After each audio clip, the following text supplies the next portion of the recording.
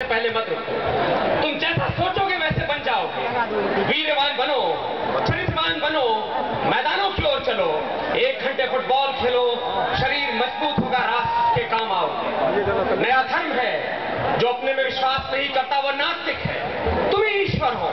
मैं तुम्हें ईश्वर बनने का मार्ग बताता हूँ। रोटी का अंतिम टुकड़ा, अन्न का अंतिम ग्रास तक दूसरों को दे डालो। यदि रोटी का अंतिम टुकड़ा दूसरों को देने के बाद तुम भूख से मर जाते हो, तुम्हारे प्राणांत हो जाते हैं, तो याद रखो उस क्षण तुम मुक्त हो जाओगे, उस क्षण तुम मोक्ष को प्राप्त कर लोगे और उसी क्षण तुम ईश्वर हो जाओगे। और मेरा ऐसा मानना है, अमर शहीदों के प्राण देकर दूसरे के प्राण की रक्षा के इस संकल्प का हम पालन करते हैं, तो बंदा परवर वह है बंदगी जिसके सामने सर झुका दोगे वो खुदा हो जाएगा। मैं कहना चाहता हूं, याद रखो हालात के कदमों पे कलंदर नहीं गिरता, टूटे भी ये तारा तो जमीन पर नहीं गिरता। गिरते हैं बड़े शौक से दरिया समंदर में, लेकिन कभी कोई समंदर किसी दरिया में नहीं गिरता। एक शाम शहीदों के नाम इस कार्यक्रम के मुख्य अतिथि, कार्यक्रम के अध्यक्ष, विशेष अतिथिगण, इस कार्यक्रम के आयोजक डॉक्टर अंकलेश्वर दुबे, मेरे साथी जिन्होंने मुझे भाषण देना सिखाया भाई आशुतोष राणा, सिने कलाकार यादव जी और पदम जी, यहाँ उपस्थित देवी और सज्जनों, आप सबको प्रणाम करता हूँ, आप सबका हार्दिक अभिवादन करता हूँ और आप सबको यथोचित सम्मान भी प्रेषित करता हूँ। अमर शहीद कालीचरण तिवारी की 11वीं पुण्यतिथि के आयोजित इस कार्यक्रम में मैं उन्हें और तमाम शहीदों को अपने श्रद्धा सुमन अर्पित करता हूँ। 400 साल पुरानी गुलामी थी, पर क्या लोग हुआ करते थे, उनके भी जज्बात थे, उनकी भी माशूकाएं थी, माता पिता के बुजुर्ग कंधे थे उनके पास, यार दोस्त होते थे, ठहाके लगाती महफिलें थी, दुनिया की रंगीनियां, सपने सब कुछ थे उनके पास, अच्छे खासे सुंदर व्यक्तित्व थे। वे भी चाहते तो राजपाल जी की तरह मॉडलिंग कर सकते थे, वे भी चाहते तो हमारे कलाकारों की तरह फिल्मों में जा सकते थे, अंग्रेजी सरकार में ओहदेदार बन सकते थे, परंतु जब मौका आया तो सब कुछ छोड़कर वतन के लिए सिर कटा दिया उन्होंने। कहा भागेंगे नहीं, हम छुपेंगे नहीं, सीने पर गोलियां खाएंगे। भरी जवानी में फांसी का फंदा अपने लिए चूम लिया, मौत को माशूका कहा उन्होंने और भारत माता के चरणों में अपने शीर्ष को फूल की तरह चढ़ा दिया।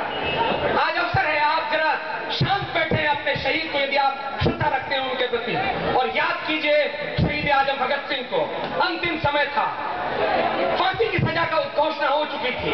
उन्होंने अपनी मां से कहा, मां तू यहां से चली जा, मुझे फांसी पर मरते तू देख नहीं पाएगी। जाते हुए उन्होंने मां से कहा, खबरदार रोना मत, मां मुस्कुराना, तुम्हारा खून क्रांति को रंग देगा, आजादी की जंग को गाढ़ा रंग दे देगा वो। और अंतिम वाक्यांश सरदार भगत सिंह ने 23 मार्च 1931 को कहे और फांसी का फंदा अपने गले में डाल लिया, वो था कि जब से सुना है कि मरने का नाम जिंदगी है, जब से सुना है कि मरने का नाम जिंदगी है, सर से कफन लपेटे कातिल को ढूंढते।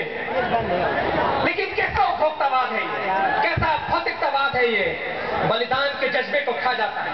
मल्टीनेशनल ब्रांड्स आ गए, एमटीवी रोडिस चालू हो गया, लिवाइस की जीन्स पहने आप लोग शहीद के कार्यक्रम में शांति नहीं रख पा रहे, एडवांस जिम आ गए, जान अब्राहिम और शाहीन आहूजा तो ये मल्टीनेशनल कंपनीज बना सकती हैं, लेकिन सरदार भगत सिंह, चंद्रशेखर आजाद, सरदार भगत सिंह केवल भारत माता ही पैदा करती है, जो खून से, जो अपने खून से अपनी माता का श्रृंगार करते हैं। आज अवसर है, शांत रहिए और अपनी स्मृतियों में इन योद्धाओं को संजो कर रखिए।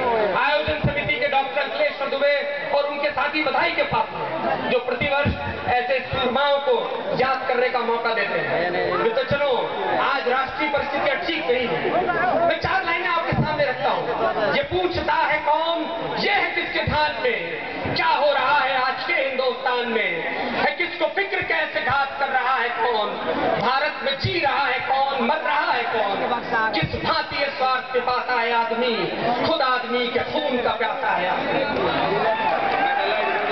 मंदिर का पुजारी भगवान की चढ़ोतरी खा जाता है, खेल के आयोजक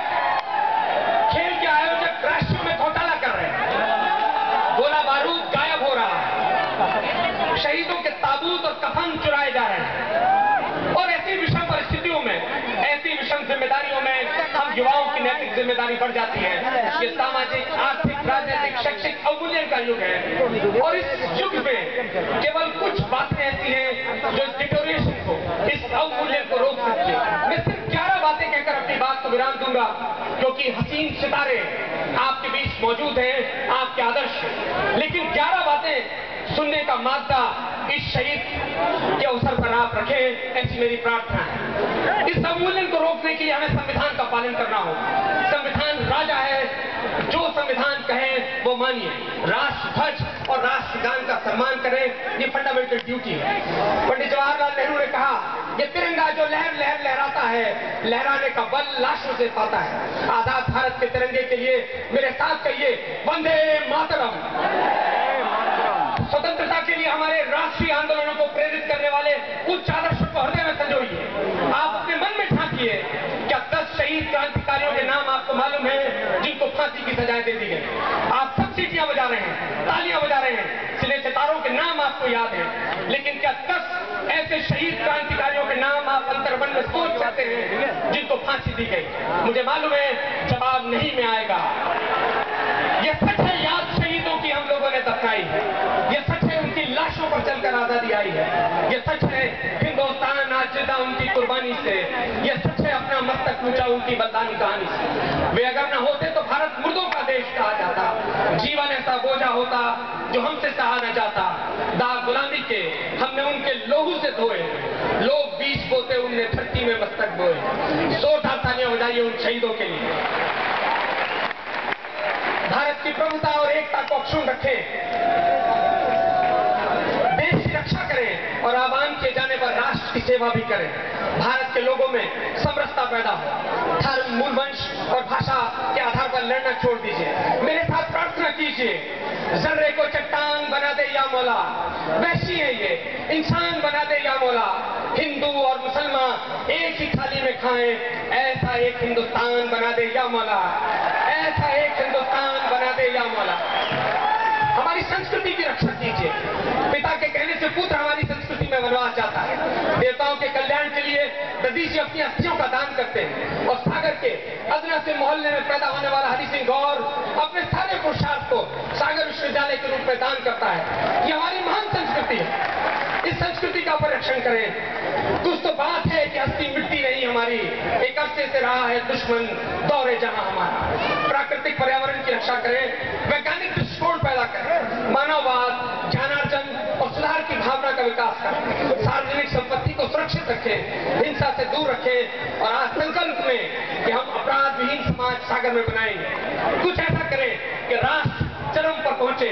और यदि हम जागृत नहीं हुए तो मैं आखिरी बात अल्लामा इकबाल की कहकर अपनी बात को समाप्त करता हूं कि अब भी वक्त है, समझ जाए हिंदुस्तान वाले, अब भी वक्त है, समझ जाए हिंदुस्तान वाले, तेरी बर्बादियों के फसाने हैं आसमानों में और अब भी न संभले तो हो जाओगे फना, तुम्हारी दास्तां भी ना होगी दास्तानों में। Thank you very much. जय हिंद।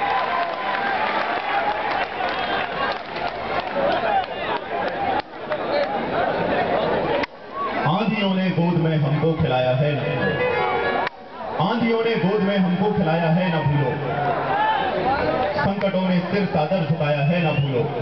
सिंधु का मतकर कलेजा हम सुधा भी शोध लाए और हमारे तेज से सूरज लजाया है न भूलो।